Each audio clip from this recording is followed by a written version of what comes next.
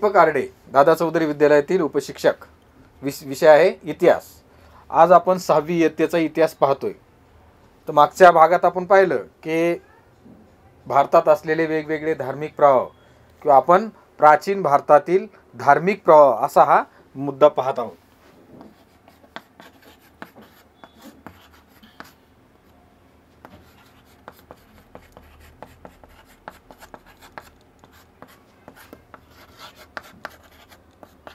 धार्मिक प्रवाह.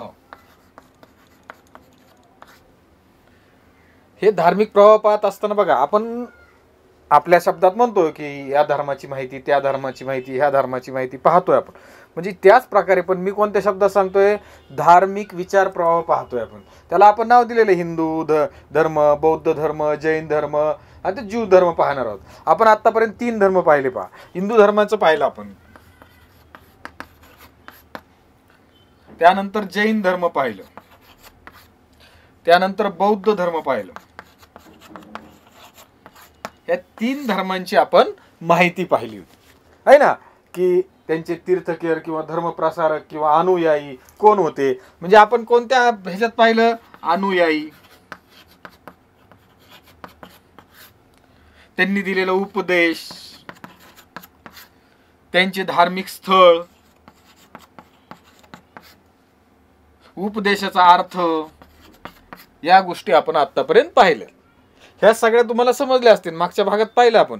आता आपल्याला पाहायचंय ज्यू धर्म. ज्यू धर्म, या ज्यू धर्माची माहिती घेत असताना,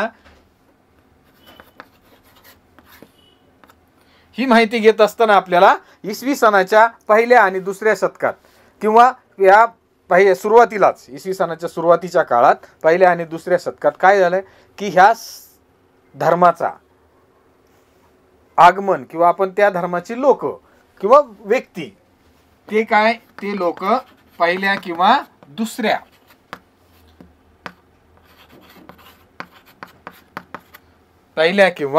दुसऱ्या शतकात केरळमध्ये आले. कुठं? केरळमध्ये.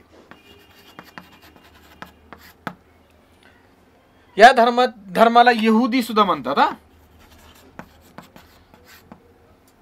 यहुदी म्हणतात. आणि ह्या धर्मातील शिकवण आपल्याला आता पाहायची आहे. देव एकच आहे, ही यांची शिकवण आहे. देव एकच आहे.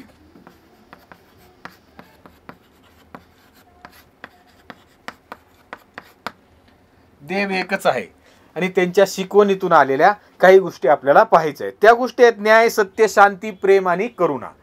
न्याय,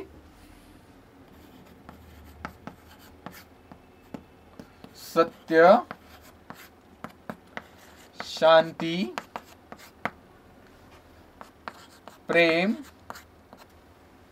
आणि करुणा, अशा 4 गोष्टी आपल्याला पाहायच्या आहेत. आपण पाहिले पहिले धर्माचा एखादा अभ्यास करताना आपल्याला नाव पाहतो, आपण त्याचा उपदेश पाहतो, त्यांची शिकवण पाहतो, आहे ना, आणि त्यांची धार्मिक स्थळं पाहतो. म्हणजे काय की एखादा टप्पा केला आपण इतिहासाच्या अभ्यासासाठी की आपल्याला त्या टप्प्यानुसार अभ्यास करायला सोपं जातं. नाही तर पहिल्यापासून शेवटपर्यंत धाड वाचत आलं की ते आपल्याला काही कळणार नाही. मुद्देसूद वाचन करायचं. वाचनही करताना आपल्याला मुद्देसूद करायची, माहिती घेतानाही मुद्देसूदच घ्यायची.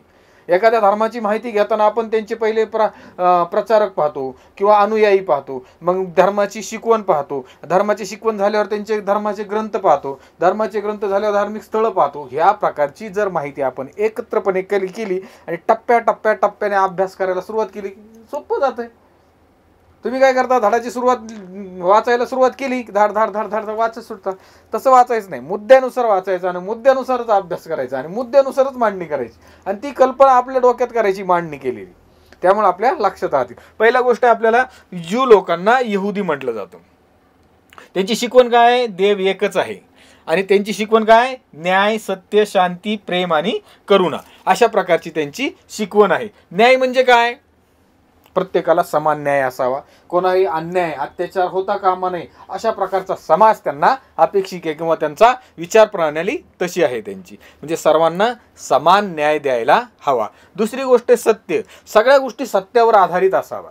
असत्य हे सामाजिक जीवनात किंवा धार्मिक जीवनात नसावं, हे सगळ्या धर्माची शिकवण आहे. या धर्माची सुद्धा शिकवण काय आहे? न्याय पद्धतीनं जीवन पद्धती असावी. सत्य हे सत्यानेच वागले जावे, जीवनात सत्यच असलं पाहिजे, असत्याला जागा असता कामा नये. शांती बघा तुम्ही, जो समाज शांतिप्रिय असतो, जो देश शांतिप्रिय असतो, जो भाग शांतिप्रिय असतो, त्याचा विकास जास्त लवकर होतो. म्हणजे यहुदी लोकांनी ज्यू किंवा यहुदी लोकांनी काय केलंय की आपल्या शिकवणीतून सांगितलंय की न्यायप्रिय असलं पाहिजे, आणि दुसरी गोष्ट सत्यानं वागलं पाहिजे, आणि तिसरी गोष्ट आहे शांत, म्हणजे शांतीने एखादी गोष्ट शांतीने केली की आपल्यास आपली प्रगती किंवा विकास व्हायला चालना मिळते असं आपल्याला वाटतं. दुसरी गोष्ट आहे प्रेमाने, एकमेकाशी प्रेमाने राहिलं पाहिजे. सतत वाद आणि विवाद, मतभेद या गोष्टी सगळ्या समाजात असतात, पण त्यावरही आपण काय केलं पाहिजे? विजय मिळवून एकमेकांवर प्रेम केलं पाहिजे. अशा प्रकारची शिकवण यहुदी लोकांनी आपल्याला दिलेली आपल्याला सांगता येईल. करुणा, एकदम करुणा, दया अशा प्रकारची गोष्ट त्या आपल्या मनात रुजली पाहिजे. आपल्या भावना तशा असल्या पाहिजे. कोणालाही दुःख होणार नाही याची काळजी आपण घेतली पाहिजे. म्हणजे वेगवेगळ्या धर्मातील ह्या शिकवणी आपल्याला पाहतो. आता ही झाली यहुदी धर्माची माहिती. तर यहुदी धर्मातील लोकांच्या या धार्मिक स्थळाला काय म्हणतो आपण? सिनगॉग किंवा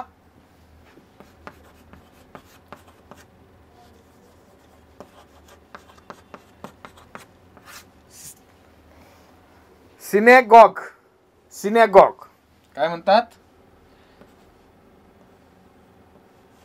सिनेगॉग ह्या धार्मिक स्थळांना, यहुदींच्या धार्मिक स्थळाला सिनेगॉग असं म्हटलं जातं. ही झाली या यहुदी लोकांची किंवा यहुदी धार्मिक प्रवाहाची किंवा यहुदी धर्माची माहिती. आता पुढील धर्म पाहूयात आपण. पुढील धर्म आहे ख्रिश्चन धर्म.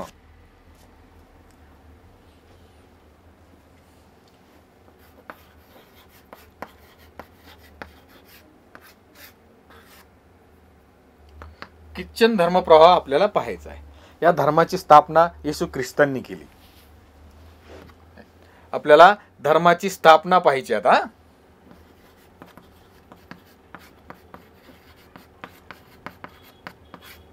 येशू ख्रिस्त यांनी याची स्थापना केली. यांचे अनुयायी म्हणजे येशू ख्रिस्तांच्या 12 अनुयायांपैकी किंवा शिष्यापैकी, किती शिष्य होते त्यांचे? 12 शिष्य होते. या 12 शिष्यापैकी एक शिष्य सेंट थॉमस.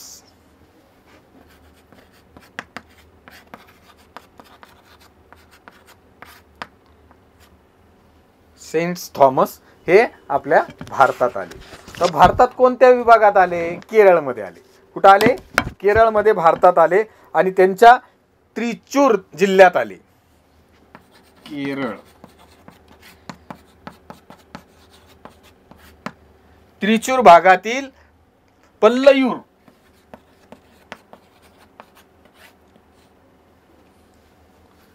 सेंट थॉमस यांनी भारतात ख्रिश्चन धर्म आणला.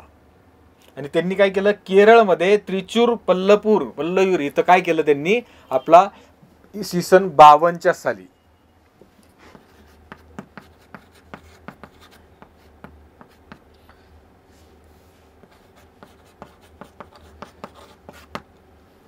एक चर्च बांधला, जी चर्च निर्माण केली. म्हणजे इसवी सन 52 साली हा ख्रिश्चन धर्म भारतात आला केरळमध्ये. कोणी? येशू ख्रिस्तांचे शिष्य 12 शिष्यापैकी एक शिष्य सेंट थॉमस यांनी केरळमध्ये हा धर्म आणला. त्यांची शिकवण काय आहे? तर शिकवणीतून त्यांनी असं सांगितलंय की देव एकच आहे.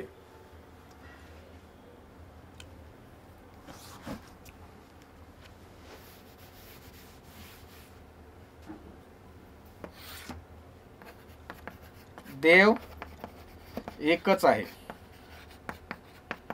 आणि तो सर्व शक्तिमान आहे.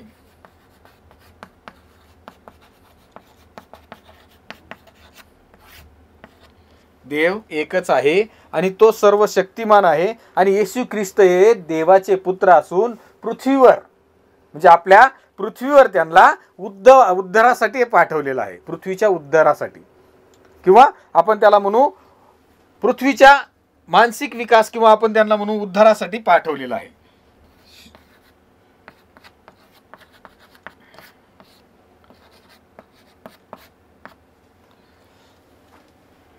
म्हणजे मानवजातीच्या उद्धारासाठी म्हणून म्हटलं तरी आपल्याला चालेल, किंवा आपल्या उद्धारासाठी पाठवलेलं आहे असं आपल्याला म्हटलं तरी वावगं ठरणार नाही. म्हणजे काय, येशू ख्रिस्त हे देवाचे पुत्र आहेत आणि त्यांनी मानवजातीच्या उद्धारासाठी त्यांना पृथ्वीवर पाठवलंय असं आपल्याला म्हणता येईल.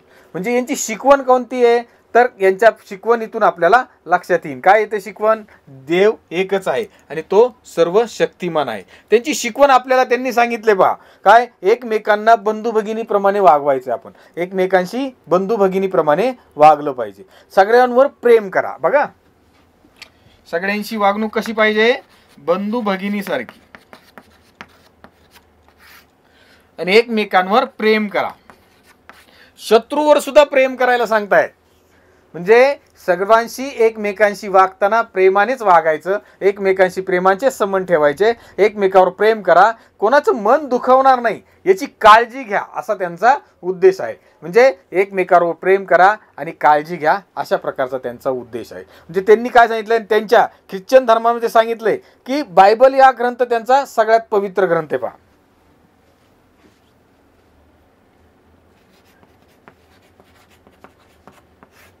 बायबल हा धर्मग्रंथ आहे त्यांचा, तो सर्वात ख्रिश्चन धर्मात सगळ्यात पवित्र धर्म आहे. अशा प्रकारची ही माहिती आपण ख्रिश्चन धर्माची पाहिली. आता आपल्याला पाहायचे पुढचा धर्म आहे इस्लाम धर्म.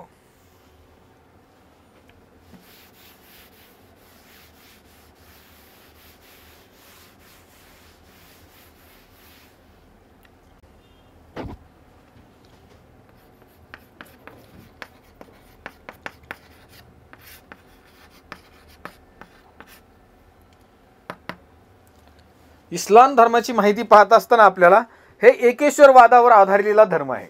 एकेश्वरवाद,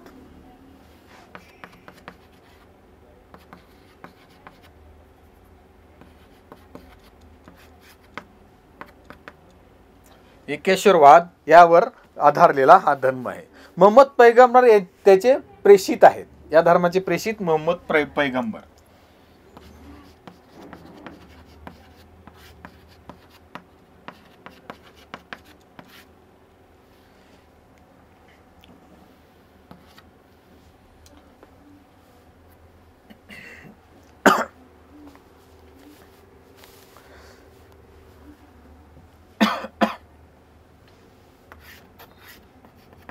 इस्लाम धर्माचा अर्थ म्हणजे या शब्दाचा अर्थ पाहूया आता, शांती.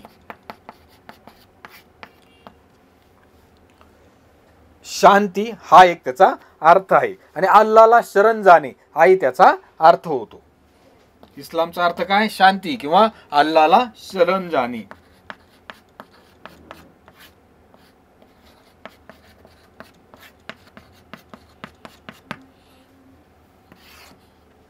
हा त्याचा अर्थ आहे. म्हणजे सर्व काळी आणि सर्वत्र फक्त अल्लाहच आहे अशी या धर्माची शिकवण आहे. सर्वत्र अल्लाहच आहे अशी या धर्माची शिकवण आहे. म्हणजे आपण धर्माची माहिती पाहत असताना आपल्याला शिकवण पाहिली पाहिजे. आपल्याला ही उजरती माहिती म्हणजे कोणत्या धार्मिक प्रवाहाची किती माहिती पाहिजे हे आता तुम्ही 6वीला असल्यामुळे उजरती माहिती. तुम्ही जशी इयत्ता वाढवून वरती जाल तसं तुम्हाला ती खोल किंवा त्या धर्माचा खोल माहिती आपल्याला पाहायला मिळेल. हळूहळू आपल्याला तुम्हाला 6वीला असल्यामुळे हळूहळू उजरती माहिती आपल्याला या धार्मिक प्रवाहाची द्यायची आहे. म्हणून हा इतिहासात त्याचा संबंध आला आहे आणि म्हणून इतिहासात तो आपल्याला शिकवण्यासाठी आलाय. आणि थोडा अभ्यास करताना लक्षात घ्या काय होतं, कधी कधी आपल्याला वेगळ्याच विचार प्रवाहात असतो, त्यामुळे तो विचार प्रवाह घ्यायचा नाही. आपण आपल्या शालेय जीवनात काय काय महत्वाच्या गोष्टी आहेत त्याच आपण अवलंबन करायचे आहेत. अल्लाहला शरण जाणे हा एक त्याचा अर्थ आहे. आणि दुसरी गोष्ट, तो फक्त अल्लाह आहे आणि सर्व शक्तिमान आहे आणि तो परम दयाळू आहे.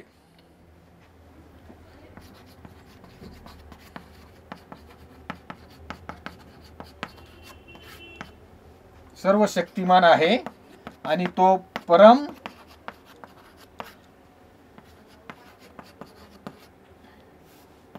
दयाळू आहे. अशा प्रकारची माहिती आपल्याला इथं सांगितली आहे. मानवी अस्तित्वाचा हेतू अल्लाहची उपासना करणे एवढाच आहे. म्हणजे मानवी अस्तित्व अल्लाहची उपासना करण्यासाठीच आहे असं आपल्याला त्यांनी सांगितलं आहे. त्यातले ते त्यांच्या एक पवित्र ग्रंथ आहे कुराण.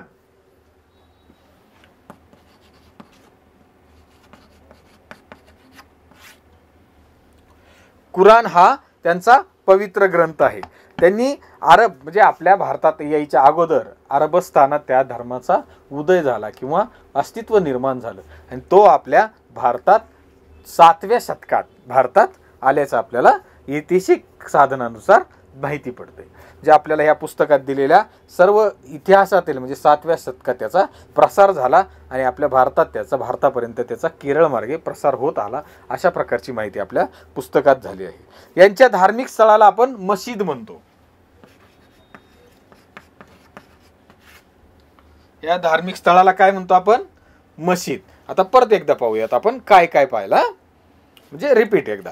काय पाहिलं? इस्लाम धर्म एकेश्वरवादावर आधारलेला हा धर्म आहे.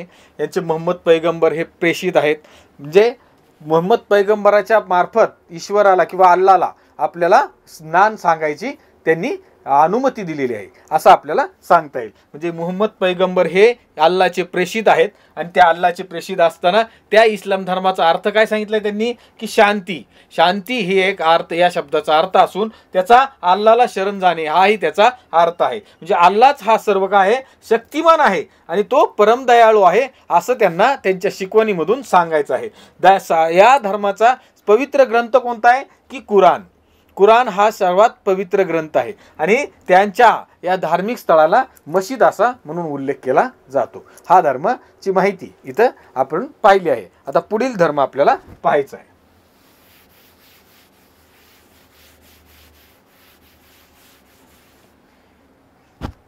पुढील धर्म आहे पारसी.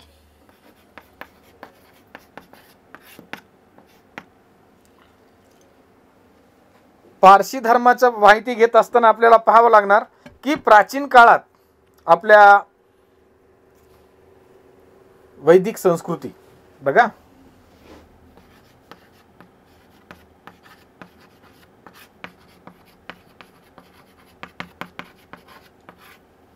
वैदिक संस्कृती काळात इराणमधील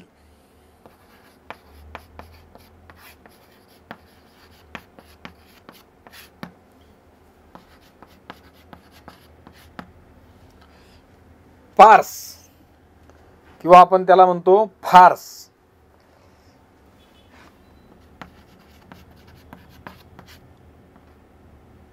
पार्स किंवा फार्स या इराणमधील हा भाग आहे.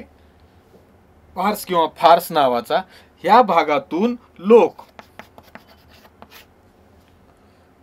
भारतात आले आणि त्या लोकांना फार्स मधून आले म्हणून काय म्हणतात? पारसी असं नाव पडलंय. त्यांचा एक ग्रंथ आहे पहा, त्या ग्रंथाचं नाव आहे अवेस्ता. पवित्र ग्रंथ आहे, त्या ग्रंथाचं नाव आहे अवेस्ता.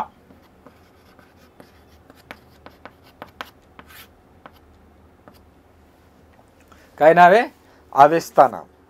तर तुम्ही म्हणता ह्या वैदिक संस्कृतीतील वाङ्मय आणि अवेस्ता वाङ्मय किंवा आपण पवित्र ग्रंथ म्हणू आपण त्यांना, की वैदिक संस्कृतीतील असलेला ग्रंथ. काय ग्रंथाचं नाव आपल्याला माहिती आहे? काय पाहिलं आपण? ऋग्वेद. काय पाहिलं? ऋग्वेद हे पाहिलं आहे ना. म्हणजे पवित्र ग्रंथ, वैदिक काळातील पवित्र वाङ्मय ऋग्वेद आणि पारसी पवित्र ग्रंथ अवेस्ता, ह्या दोघींचीही लिपी किंवा भाषा किंवा आपण त्याला म्हणतो एक पद्धत एकच आहे जवळजवळ. म्हणजे भाषा आणि त्यांची रचना अशी एकच केल्यासारखी आपल्याला वाटते. म्हणजे काहीतरी समानता असेल असं आपल्याला वाटतं. म्हणून ऋग्वेद आणि अवेस्ता या गोष्टीत अशी समानता आपल्याला जाणवते. म्हणजे भाषेचे साम्य, लिपीचे साम्य सुद्धा थोडं थोडं आपल्याला त्यात जाणवले. म्हणजे काय? त्या काळातील हा धर्म किंवा धार्मिक प्रवाह आपल्याला असेल असं आपल्याला वाटतंय किंवा तशी ऐतिहासिक साधना आपल्याला प्राप्त असली तर आपण त्याच्यावर अभ्यास करू शकतो. म्हणजे अवेस्ता आणि ऋग्वेद हे त्यांचे काय आपले वैदिक संस्कृतीतील पवित्र ग्रंथ ऋग्वेद आणि अवेस्ता हा त्यांचा पवित्र ग्रंथ आहे. म्हणजे अशा प्रकारची साम्यता त्यांना आपल्याला मिळते. त्यांचे काय? झरथुष्ट्र. झरथुष्ट्र हे संस्थापकाचे नाव आहे. पारसी धर्माच्या संस्थापकाचे नाव काय? झरथुष्ट्र असं या संस्थापकाचे नाव आहे. या देवांचा हजर, अहुर, मज्द, अहुर मज्द असं त्यांच्या या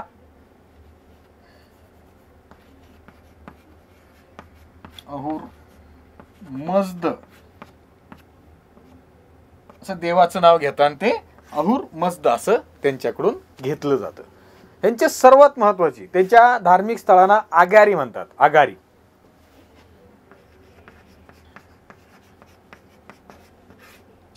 आगारी असं म्हटलं जातं. आणि त्यांच्या धार्मिक स्थळात सगळ्यात जास्त महत्व अग्नी आणि पाणी याला दिलं जातं. पहा,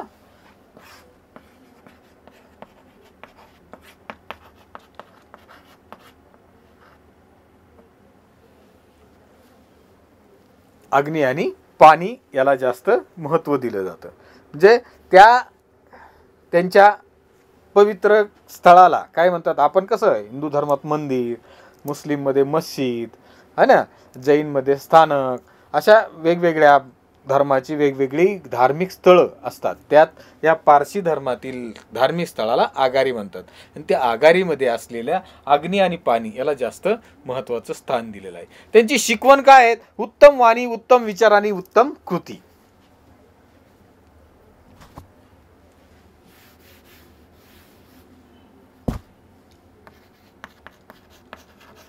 उत्तम वाणी,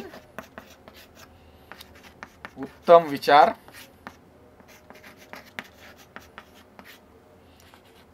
उत्तम कृती अशा प्रकारची त्यांची शिकवण आहे. म्हणजे काय, त्यांना आपण पाहिलं वेगवेगळ्या धर्माची शिकवण, तशी उत्तम वाणी म्हणजे शुद्ध वाणी, चांगली वाणी, कोणाचा अपमान होईल, कोणाला त्रास होणार नाही अशा प्रकारची वाणी किंवा भाषा किंवा आपण बोललं पाहिजे. म्हणजे चांगलं, आपण नाही म्हणत का तोंडात साखर ठेवून बोला, म्हणजे गोड बोला, की म्हणजे आपल्या वाणी उत्तम असली पाहिजे, असं त्यांचा शिकवण आहे. दुसरी गोष्ट उत्तम विचार चांगले ठेवा तुम्ही, अशा प्रकारची त्यांची शिकवण आहे. चांगले विचार असतील तर तुमचा विकास आणि तुमची प्रगती होण्या वाचून कुणी अडवू शकणार नाही. म्हणजे वाणी चांगलं, शुद्ध, चांगलं बोला, निर्मळ बना, गोड बोला आणि विचार चांगले ठेवा आणि कृती त्यानुसारच करा, चांगली उत्तम कृती करा. म्हणजे बघा काय आहे, पारसी धर्मातील लोक इराणमधून आले, कुठून आले, पार्समध्ये आलो म्हणून त्यांना पारसी म्हणतात. आणि वैदिक धर्मातील ऋग्वेद आणि अवेस्ता, म्हणजे वैदिक धर्मातील ऋग्वेद आणि पारसी धर्मातील अवेस्ता हा ग्रंथाची भाषा जवळजवळ सारखी आहे. म्हणजे त्यावेळेसच्या असलेल्या ग्रंथावर आधारित एकमेकांची अशी धार्मिक प्रवाह आपल्याला जाणवतो. दुसरी गोष्ट आहे, आपल्याला झरथुष्ट्र नावाच्या व्यक्तीनं हा धर्माची स्थापना केली आहे. आणि दुसरी गोष्ट आगारी हे त्यांच्या धार्मिक स्थळांना नाव आहे. दुसरी अग्नी आणि पाणी यांना त्यांच्या धर्मात जास्त महत्व आहे. आणि तिसरी गोष्ट उत्तम वाणी, उत्तम विचार आणि उत्तम कृती ह्या त्या धर्माची शिकवण आहे असं आपल्याला सांगता येईल. म्हणजे आतापर्यंत आपण पहा, या धड्यात काय केलंय, भारतातील प्राचीन विचार प्रवाह, धार्मिक विचार प्रवाह पाहत असताना पहिल्यांदा वैदिक संस्कृतीचा अभ्यास केलेला आहे. आपण त्या वैदिक संस्कृतीतील वेगवेगळ्या वेदांचा अभ्यास केला आहे ना, ऋग्वेद, सामवेद, अथर्ववेद आणि यजुर्वेद अशा वेदांचा अभ्यास केला. त्यानुसार आपल्या विचार प्रणाली वेगवेगळी झाली. त्या विचार प्रणालीतून अनेक वेगवेगळे विचार प्रवाह होते, त्यांचे अस्तित्व आपल्याला पाहिलं. आपण वेगवेगळ्या धर्माचे प्रवाह होते, वेगवेगळ्या विचाराचे प्रवाह होते. जैन धर्म पाहिला आपण, बौद्ध धर्म पाहिला आपण, इस्लाम धर्म, ज्यू धर्म आणि पारसी धर्म अशा प्रकारची ही धार्मिक प्रवाह त्या काळात निर्माण झाली होती. पण आता ही गोष्ट पाहत असताना आपल्या लक्षात आलं असेल बा, आता तुमच्या लक्षात आलंय का नाही मला नाही कळत, पण आता मी तुमच्या लक्षात आणून देतो की आपला पहिला धडा होता की भारतीय उपखंड आहे ना, आणि भारताचे स्थान किंवा आपण स्थान कुठे आहे, भारतीय उपखंडात कुठं भारत आहे हे पाहिलं. भारताच्या माहिती घेतल्यानंतर आपण हडप्पा संस्कृतीकडे आलो. म्हणजे ज्यावेळेस भारत पाहिला त्याच्यानंतर हडप्पा संस्कृती आली. हडप्पा संस्कृती नष्ट झाली, काहीतरी नैसर्गिक आपत्ती किंवा नैसर्गिक कारण असेल त्यावर नष्ट झाली. म्हणजे भारताचा आपण नकाशा पाहिला, त्याच्यानंतर भारतीय संस्कृतीत असलेली हडप्पा संस्कृती पाहिली. हडप्पा संस्कृतीनंतर वैदिक संस्कृती पाहिली आणि वैदिक संस्कृतीनंतर हळूहळू काय झालं, आपल्याला धार्मिक प्रवाह पाहिले. आता धार्मिक प्रवाह चालू असताना त्यावेळेस एक राजकीय प्रभाव सुद्धा वाढत होता, किंवा त्यावेळेस आपण पाहिलं टोळीटोळीने राहत होतं. स्वतःचं संरक्षण करण्यासाठी एक व्यवस्था असावी. सगळे एकत्र आल्यावर काय होते, भांडण असंतोष होतो. त्यामुळे काय झालं, एक व्यवस्था पाहिजे. म्हणून काय झालं, आपल्यातला एक प्रमुख निवडायला सुरुवात झाली, तो झाला राजा. आता आपण भारतीय उपखंडापासून हडप्पा संस्कृतीपासून, वैदिक संस्कृतीपासून धार्मिक प्रवाहापर्यंत आलो. पण हडप्पा संस्कृतीत एकत्र माणसं झाले, ती संस्कृती नष्ट झाली. वैदिक संस्कृतीत आपण पाहिलं की वेदांवर आधारलेली संस्कृती. पण त्यावेळेस असलेले राजे महाराजे, किंवा आपण त्यांना म्हणू एक प्रदेश, त्या प्रदेशात राहणारे लोक आणि त्यांचं संरक्षण करण्यासाठी त्यांनी निवडलेला एखादा व्यक्ती, त्याचं अस्तित्व कसं निर्माण झालं आणि त्यांनी कशी व्यवस्था केली, त्यालाच आपण काय म्हणतो, राजकीय व्यवस्था केली. किंवा आपण त्याला पाहिलं जनपद म्हणतो, आहे ना. गाव, ग्रामणी, जनपद. जनपदानंतर आपल्याला महाजनपद, म्हणजे एक राज्य तयार झालं, आहे ना. गावाचे मिळून अनेक गावं तयार झाली आणि अनेक गावाचं मिळून एक राज्य तयार झालं, आणि राज्याचं मिळून आता आपण काय पाहिलंय, धार्मिक प्रवाह पाहिला. तसा आपल्याला आता राजकीय प्रवास पाहायचा आहे. पुढच्या धड्यात आपण तो पाहणार आहोत. हा धडा इथं संपला. स्वाध्यायावर लक्ष केंद्रित करा, कारण स्वाध्याय महत्त्वाचा आहे. स्वाध्यायावरून आपल्याला कळतंय की आपल्याला या धड्यातील किती माहिती कळाली आहे आणि किती माहिती आपण विसरलो ते आपल्याला परत स्मरणात करता येते. म्हणून स्वाध्याय घेणं किंवा स्वाध्याय करणं आपल्याला सर्वात महत्त्वाचं आहे. धन्यवाद.